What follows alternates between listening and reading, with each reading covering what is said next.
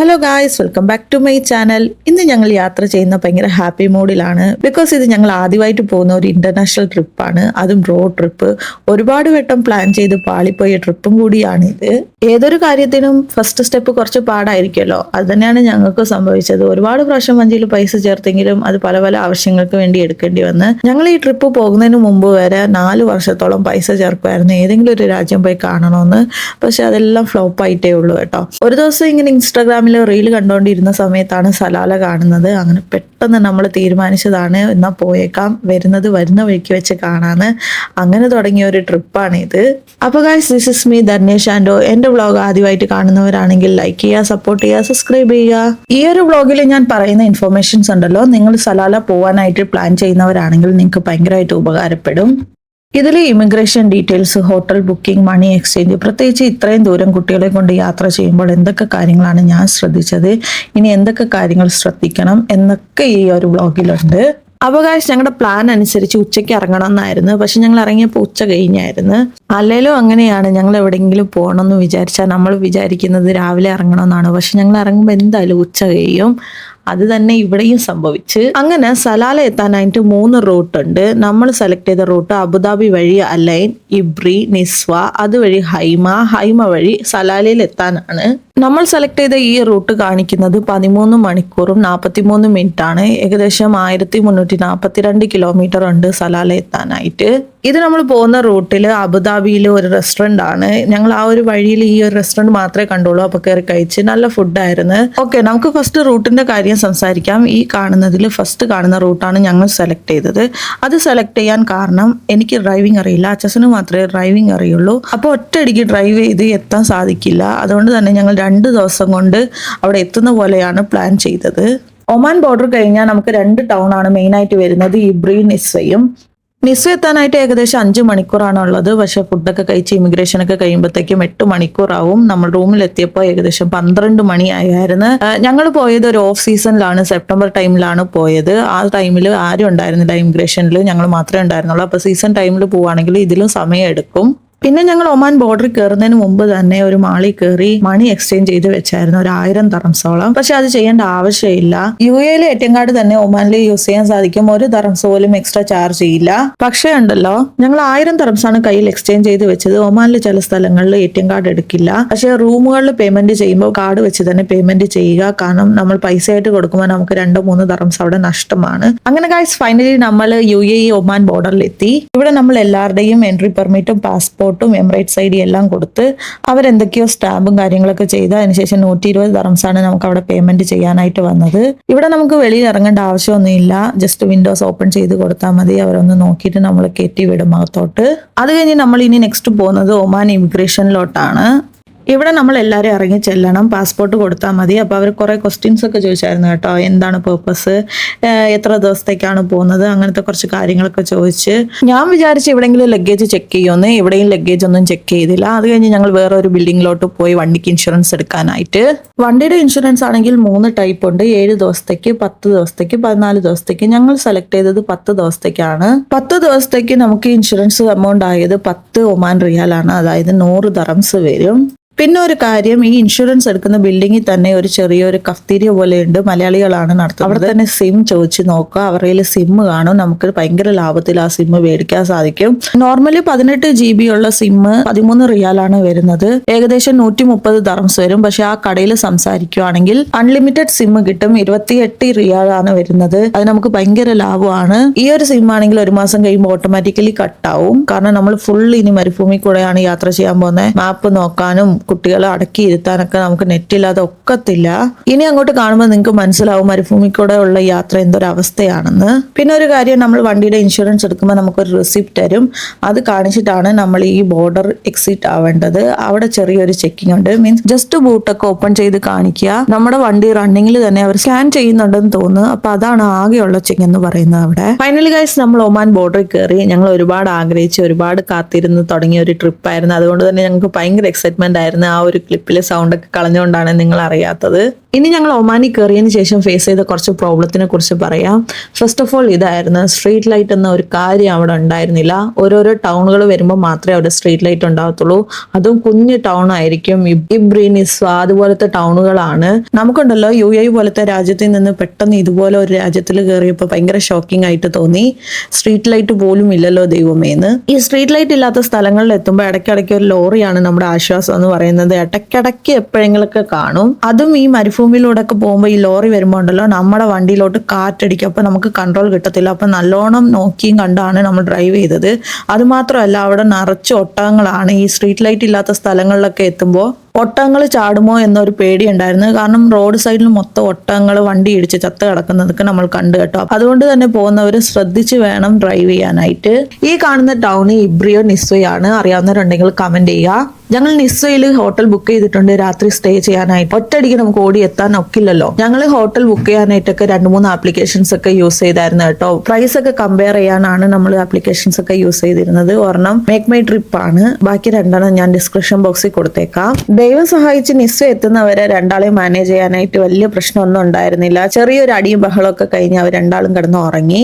നമ്മൾ ഇന്ന് രാത്രി സ്റ്റേ ചെയ്യാനായിട്ട് നിസ്വയിലാണ് ഹോട്ടൽ ബുക്ക് ചെയ്തിട്ടുണ്ടായിരുന്നത്. ഞങ്ങൾ 2-3 ആപ്ലിക്കേഷൻ യൂസ് ചെയ്ത് അതിനകത്ത് കമ്പയർ ചെയ്തിട്ട് കുറച്ച് വൃത്തിയൊക്കെ ഉള്ളതും അഫോർഡബിൾ ആയിട്ടുള്ള ഹോട്ടൽ നോക്കി ബുക്ക് ചെയ്ത് പിന്നെ ഞങ്ങൾ ക്യാഷ് ഒക്കെ അവിടെ ചെന്നിട്ടാണ് പേ ചെയ്തത്. അതുമാത്രമല്ല ഞങ്ങൾ ഓഫ് സീസൺ ടൈമിൽ പോയത് കൊണ്ട് തന്നെ അത്ര വലിയ എമൗണ്ട് ആയിട്ടൊന്നും തോന്നിയില്ല. ഞങ്ങൾ വിചാരിച്ചാൽ അഫോർഡബിൾ ആയിട്ടാണ് കിട്ടിയത്. നല്ല വൃത്തിയുള്ള റൂമുകൾ. ആക്ച്വലി ഞങ്ങളുണ്ടല്ലോ UAE ഇതുപോലെ GCC രാജ്യങ്ങളിലൊക്കെ പോയി റൂം എടുത്ത് താമസിക്കുന്നു ഒട്ടും പ്രതീക്ഷിച്ചല്ല. നമ്മളെ കൊണ്ട് അഫോർഡ് ചെയ്യാൻ പറ്റുമെന്നൊക്കെ നമ്മൾ വിചാരിച്ച കാര്യമല്ല. ഇതൊരു ഡ്രീം കം ട്രൂ മൂവ്മെന്റ് എന്ന് വേണമെങ്കിൽ പറയാം.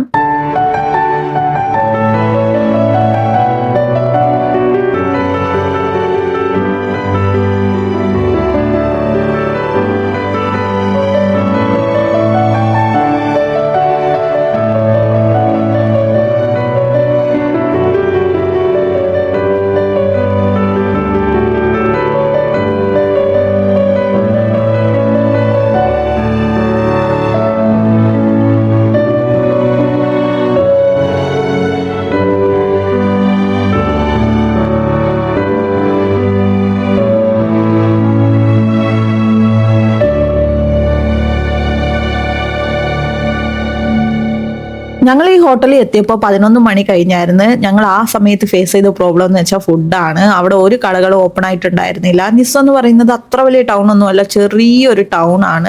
ഞാൻ രാവിലെ എഴുന്നേൽക്കുമ്പോൾ നിങ്ങൾക്ക് കാണിച്ചു തരാം, നിങ്ങൾക്ക് മനസ്സിലാവും. അപ്പൊ നമ്മൾ അന്വേഷിച്ച് ആകെ KFC മാത്രമേ അവിടെ ഓപ്പൺ ആയിട്ടുണ്ടായിരുന്നുള്ളൂ. KFC നമ്മൾ പോയി വാങ്ങിക്കാൻ കാരണം നമ്മുടെ UAE പോലെ ഹോം ഡെലിവറി അങ്ങനത്തെ കാര്യങ്ങളൊന്നും തന്നെ അവിടെ ഇല്ല. ഭയങ്കരമായിട്ട് ഡിലേ ആവും. നമ്മൾ എന്തെങ്കിലും ഒരു ഫുഡ് ഓർഡർ ചെയ്താൽ ഒരു 1 മണിക്കൂർ 1.5 മണിക്കൂർ ടൈമാണ് പറയുന്നത്. അതിലും നല്ലത് നമ്മൾ പോയി വാങ്ങിച്ചുകൊണ്ട് വന്ന് കഴിക്കുന്നതാണ്. കാരണം നമുക്ക് അത്രയും സമയം വേസ്റ്റ് ചെയ്യാനില്ലല്ലോ. എത്ര പെട്ടെന്ന് നേരത്തെ കിടക്കുന്നോ അത്ര പെട്ടെന്ന് രാവിലെ എഴുന്നേറ്റ് യാത്ര തുടങ്ങണം എന്നതായിരുന്നു നമ്മുടെ ആ സമയത്ത് ഒരു പ്രയോറിറ്റി. പിന്നെ ഫുഡൊക്കെ കുക്ക് ചെയ്യാനായിട്ട് ഞാൻ 3 പ്രോഡക്റ്റ് ആണ് ഉപയോഗിച്ചത് ഈ ഒരു ട്രിപ്പില്.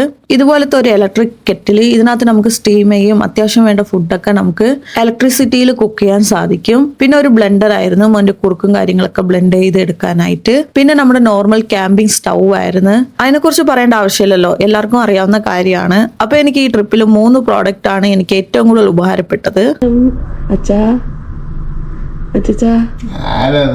മതി ആക്ടിങ്, എഴുന്നേക്ക്.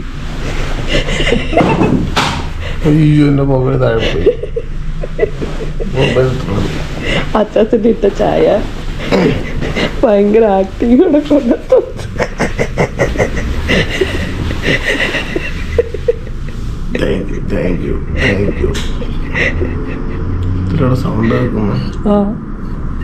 ഇതിങ്ങനെ പിടിക്കണം അച്ഛാ. കപ്പൻ സോസറാണ്. Hello, good morning. ആ ഒരു കോഫി ഉണ്ടല്ലോ ഭയങ്കര സ്പെഷ്യലാണ്. ഞാൻ യൂട്യൂബൊക്കെ നോക്കിയിട്ട കോഫിയാണ്. ആദ്യമായിട്ടാണ് ഞാൻ ചൂടുവെള്ളത്തിലൊക്കെ കോഫി ഇടുന്നത്. അതിന്റെ നല്ല കയ്പും കാര്യങ്ങളൊക്കെ ഉണ്ടായിരുന്നു. എന്തെങ്കിലും ആവട്ടെ. ഇതാണ് നമ്മൾ താമസിച്ച ഹോട്ടൽ. നല്ല ഹോട്ടലായിരുന്നു. സ്വിമ്മിംഗ് പൂളൊക്കെ ഉണ്ടായിരുന്നു. പക്ഷെ നമ്മൾ സ്വിമ്മിംഗ് പൂളിലൊന്നും ഇറങ്ങിയില്ല. നമുക്കിനി കിലോമീറ്ററുകളോളം യാത്ര ചെയ്യാനുണ്ട്.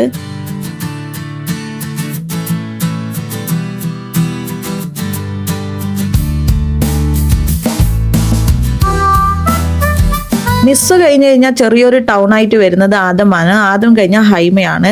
ആദം അത്ര വലിയ ടൗൺ ഒന്നും അല്ല കേട്ടോ, പക്ഷെ ഹൈമ ഒരു 10-15 കടയൊക്കെ ഉള്ള ഒരു ചെറിയൊരു ടൗൺ ആണ്. നിസ്സയിൽ നിന്ന് ഏകദേശം 240 കിലോമീറ്റർ വരുന്നുണ്ട് ആദമിലേക്ക്. ആദം എത്തുമ്പോൾ പെട്രോൾ അടിക്കാൻ മറക്കണ്ട. അത് കഴിഞ്ഞാൽ നമ്മൾ 320 കിലോമീറ്ററോളം കണ്ടിന്യൂസ് യാത്ര ചെയ്യാനുള്ളതാണ് നെക്സ്റ്റ് ടൗണിലോട്ട് എത്താനായിട്ട്. ഞങ്ങളുണ്ടല്ലോ എവിടെങ്കിലും പെട്രോൾ സ്റ്റേഷൻ കാണുവാണെങ്കിൽ അവിടെ കയറി ഫുള്ളാക്കും ടാങ്ക്. കാരണം അത്ര പേടിയായിരുന്നു ഇത്രയും ലോങ് ഡിസ്റ്റൻസ് ട്രാവൽ ചെയ്യുന്നതുകൊണ്ട് തന്നെ. നിങ്ങൾക്ക് കാണുമ്പോൾ തന്നെ മനസ്സിലാവും ഫുള്ള് ഡെസേർട്ട് ആണ്. ഒരു മരവോ ഒരു ചെടി പോലും അവിടെ ഇല്ല. അതിലും വലിയ പ്രോബ്ലം ഞങ്ങൾ ഫേസ് ചെയ്തത് ഒരു പബ്ലിക് ടോയ്ലറ്റ് ഇല്ലാത്തതാണ്. ഹൈമയിൽ എത്തിയിട്ടാണ് നമ്മൾ ഒരു ടോയ്ലറ്റ് പോലും യൂസ് ചെയ്തത്. ഞങ്ങൾക്ക് UAE ബോർഡർ കഴിഞ്ഞതിന് ശേഷം ഒട്ടും അക്സെപ്റ്റ് ചെയ്യാൻ പറ്റാത്ത ഒരു കാര്യം ഉണ്ടായിരുന്നു ഈ പബ്ലിക് ടോയ്ലറ്റുകൾ. ഞങ്ങളുണ്ടല്ലോ ഒമാൻ ബോർഡറിൽ കയറിയിട്ട് ഫസ്റ്റ് കാണുന്ന പെട്രോൾ സ്റ്റേഷനിൽ കയറി ടോയ്ലറ്റ് യൂസ് ചെയ്യാനായിട്ട് പോയി. ഫസ്റ്റ് ഇംപ്രഷൻ അപ്പം തന്നെ ഞങ്ങൾക്ക് പോയി. പക്ഷെ ഞങ്ങൾ വിചാരിച്ച് അത് ചിലപ്പോൾ ആ ഒരു പെട്രോൾ പമ്പിലെ കാര്യം മാത്രമായിരിക്കും. പക്ഷെ അല്ല ഗൈസ്, ഞങ്ങൾ ആ ഒരു ട്രിപ്പ് ഫുള്ള് ഞങ്ങൾ ഈ ഒരു പ്രോബ്ലം ഫേസ് ചെയ്ത്. എന്റെ പൊന്നോ, അതൊക്കെ വെച്ച് നോക്കുമ്പോൾ UAE സ്വർഗം തന്നെയാണ്. പെട്രോൾ സ്റ്റേഷനിലെ ബാത്റൂം ഒക്കെ നമുക്ക് ധൈര്യമായിട്ട് യൂസ് ചെയ്യാൻ പറ്റും. ഒമാനിലുണ്ടല്ലോ ബാത്റൂമിലൊന്നും കയറാനേ പറ്റില്ല സ്മെല്ല് കാരണം. ഫ്ലഷും കൂടെ ചെയ്താൽ പിന്നെ പറയണ്ട, 10 വർഷം മുമ്പുള്ള സാമഗ്രികളെല്ലാം പുറത്തേക്ക് തള്ളി വരും. അപ്പൊ ഗൈസ്, നിങ്ങൾ ഈ കാണുന്നതാണ് ഹൈമ. ഹൈമയിൽ എത്ര റെസ്റ്റ് എടുക്കാൻ പറ്റുമോ അത്ര റെസ്റ്റ് എടുക്കുക, ഫുഡ് കഴിക്കുക, വെള്ളം മേടിച്ച് വെക്കുക, പെട്രോൾ ഫുൾ ടാങ്ക് അടിച്ചു വെക്കുക. കാരണം ഹൈമ കഴിഞ്ഞ് കഴിഞ്ഞാൽ പിന്നെ ഒരു ടൗണും ഇല്ല, നേരെ സലാല മാത്രമേ ഉള്ളൂ നമുക്ക് ഓപ്ഷൻ സ്റ്റോപ്പ് ചെയ്യാനായിട്ട്. ഏകദേശം 498 കിലോമീറ്റർ നമ്മൾ സ്ട്രെയിറ്റ് ഡ്രൈവിംഗ് ആയിരിക്കും. എവിടെയും നിർത്താൻ പറ്റില്ല.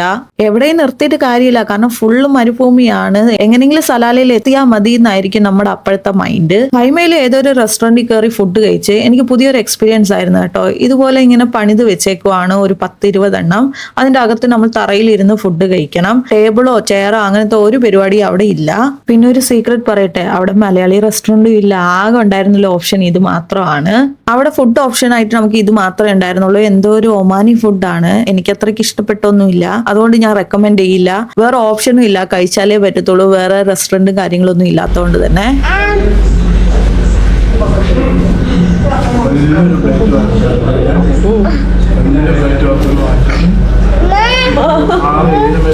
അപ്പൊ ഗൈസ്, ഞങ്ങൾ നല്ലോണം ഫുഡൊക്കെ കഴിച്ച് റെസ്റ്റ് ഒക്കെ എടുത്ത് ഞങ്ങൾ വീണ്ടും യാത്ര തുടങ്ങി. ഞാൻ മോനെ മാനേജ് ചെയ്യാനായിട്ട് ഇതുപോലെ കുഞ്ഞു കുഞ്ഞു കളിപ്പാട്ടങ്ങൾ മേടിച്ചിട്ടുണ്ടായിരുന്നു. ഞാൻ ആ ഒരു ടൈമിലാണ് പൊട്ടിച്ചു കൊടുത്തത്. പുതിയ കളിപ്പാട്ടായതുകൊണ്ട് തന്നെ കുറെ സമയം അതിനകത്തങ്ങ് കളിച്ചങ്ങിരുന്ന്. പിന്നെ കുറച്ച് സമയം കൊക്കോമലൻ കാണും, പിന്നെ വീണ്ടും കളിക്കും, പിന്നെ ചേച്ചിയായിട്ട് അടി ഉണ്ടാക്കും, പിന്നെ നല്ലോണം കിടന്നുറങ്ങും. ആ ഒരു ടൈമിൽ മോന് നല്ലോണം ഉറങ്ങുന്ന ഒരു സമയമായിരുന്നു. അതുകൊണ്ട് തന്നെ ഞങ്ങൾക്ക് ട്രാവൽ അത്ര ബുദ്ധിമുട്ടായിട്ടൊന്നും തോന്നിയില്ല. പിന്നെ സ്റ്റാർട്ടിങ്ങിൽ പറഞ്ഞ പോലെ തന്നെ നമുക്ക് അൺലിമിറ്റഡ് ഡേറ്റയുടെ സിം കിട്ടി.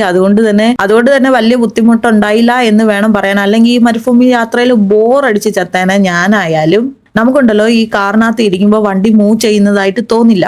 എക്സാമ്പിൾ പറയുവാണെങ്കിൽ ഫ്ലൈറ്റ് യാത്ര ചെയ്യുമ്പോൾ ഒരു സ്ഥലത്ത് തന്നെ ഫ്ലൈറ്റ് ഇങ്ങനെ നിൽക്കുന്ന പോലെ തോന്നില്ലേ, അങ്ങോട്ട് നീങ്ങുന്നുണ്ടോ ഇല്ലയോ എന്നൊരു മനസ്സിലാവാത്ത ഒരു കൺഫ്യൂഷൻ ഒക്കെ തോന്നാറില്ലേ, ആ ഒരു അവസ്ഥയായിരുന്നു.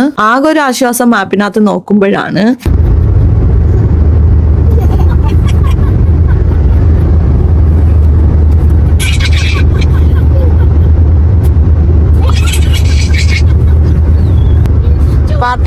പാർട്ടിഷൻ ഈ രണ്ടെണ്ണം ഭയങ്കര അടി ബഹള. അതുകൊണ്ട് പാർട്ടിഷൻ ചെയ്ത് വെച്ചേക്കും അവിടെ. കൊക്കൊക്കെ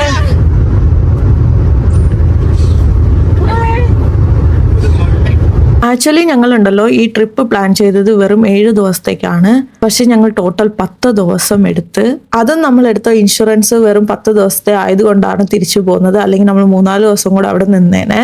അപ്പോൾ ട്രിപ്പ് പ്ലാൻ ചെയ്യുന്നവർ 7 ദിവസത്തേക്ക് 4 ദിവസത്തേക്കൊന്നും പ്ലാൻ ചെയ്യാതെ 14 ദിവസത്തേക്ക് തന്നെ പ്ലാൻ ചെയ്യുക. സലാലയിൽ ഒരു ദിവസം നമുക്ക് 2-3 സ്ഥലങ്ങൾ മാത്രമേ മാക്സിമം കവർ ചെയ്യാൻ പറ്റുള്ളൂ. 4 മണി കഴിഞ്ഞാൽ ഫുള്ള് മഞ്ഞിറങ്ങും, പിന്നെ ഒന്നും കാണാൻ സാധിക്കില്ല. ഞങ്ങൾ കുഞ്ഞുങ്ങൾക്ക് ഫുഡൊക്കെ കൊടുത്ത് ഇറങ്ങുമ്പോൾ തന്നെ 11 മണിയാവുമായിരുന്നു. അപ്പൊ ഞങ്ങൾക്ക് 2 സ്ഥലങ്ങളൊക്കെ കവർ ചെയ്യാൻ പറ്റിയിട്ടുള്ളൂ ഒരു ദിവസത്തില്. 2 സ്ഥലം കണ്ടു തീരുമ്പോഴത്തേക്കും ഇരുട്ടി തുടങ്ങും.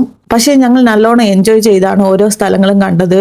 എവിടെയും നമ്മൾ ധൃതി വെച്ചൊന്നും കണ്ടിട്ടില്ല. നമ്മൾ റിലാക്സ് ആയിട്ട് ഓരോ സ്ഥലങ്ങളും മാക്സിമം എൻജോയ് ചെയ്താണ് കണ്ടത്. സലാലയിൽ ഞങ്ങൾ കയറിയപ്പോൾ എന്താണ്ട് ഒരു മാജിക് സംഭവിച്ച പോലെയാണ് ഞങ്ങൾക്ക് തോന്നിയത്. ഇത്രയും സമയം മരുഭൂമിയും ഡെസേർട്ടും ഒരു വല്ലാത്തൊരു യാത്രയായിരുന്നു. ഒരു മല കയറി ഇറങ്ങിയ ഉടനെ പെട്ടെന്നാണ് ക്ലൈമറ്റ് ചേഞ്ച് ആയത്. കാടും മലയും ഗ്രീനറിയും മഞ്ഞും. അത്രയും സമയം ടയർഡായിട്ടിരുന്ന ഞങ്ങൾക്ക് പെട്ടെന്നൊരു ഉന്മേഷം കിട്ടിയ ഒരു ഫീലിംഗ് ആയിരുന്നു. അപ്പൊ ഇതാണ് ഗൈസ് ഞങ്ങൾ സലാല സലാലയിൽ 7 ദിവസത്തോളം താമസിച്ച ഹോട്ടൽ.